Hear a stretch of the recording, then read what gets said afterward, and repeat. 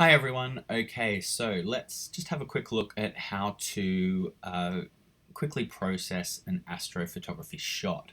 This was one of the photos I took on Saturday night's astrophotography class. I just want to talk about how I process it really quickly, just to give it a bit of lift and be something that I'm happy with to put online. Most of this is done in Lightroom, and having said that, we will add a second touch just in Photoshop afterwards. First thing I'm going to do is just take the exposure up just a little bit, just to bring out this beautiful cloud coming through the middle. And I'm just going to lower the highlights a little bit, and I'll talk a little bit about why I did that later on. We are going to be taking the whites up. It seems a bit counterintuitive sometimes to take the highlights down and the whites up, but what we're really trying to focus on here is this beautiful cloud part without overwhelming it with the stars, which is what the highlights will do. We're going to take the shadows up a little bit, and we're going to take the blacks up a little bit as well.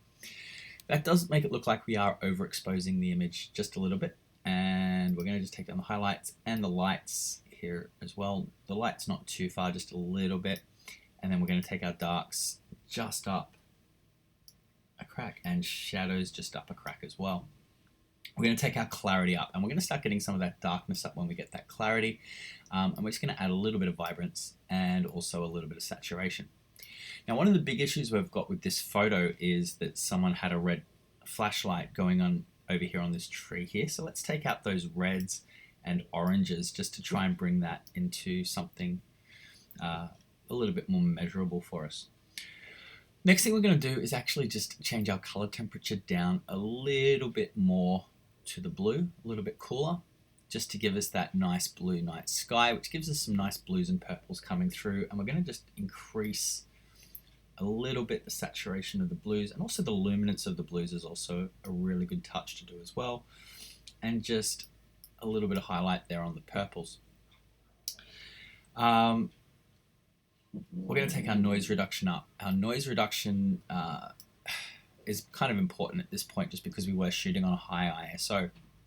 Now, it doesn't seem like we've made a lot of changes to this photograph. Just little things here and there. We might just take a bit more vibrancy up.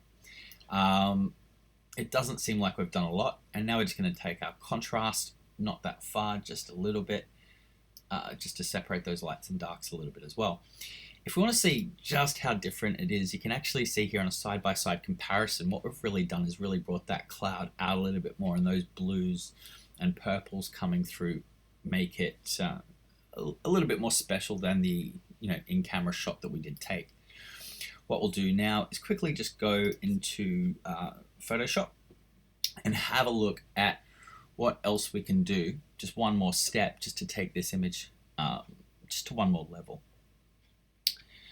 Computer's going nice and slow, just because I have so many windows open at the moment with so many different things going on. And we've got this photo. Okay, so we're going to duplicate the layer, which will give us a second one. And when we're there, just to make it a little bit different, we are going to go to color dodge. And we can see then that once we've actually blended it with that color dodge setting, we're starting to get, especially here around that core, just that beautiful color, purple nebula stuff coming out. It's really that simple. I'm going to save that image and put this in the comments. The video will be up quite happily. Milky first cup of coffee, so typing is not working. We'll save that as a JPEG. So I'll save the video and the final image so we can see how they go side by side. If you have any questions, feel free to ask in the comments, and we can go from there. There is more advanced editing we can do with Milky Way photos, but at the end of the day, sometimes simpler is a lot better.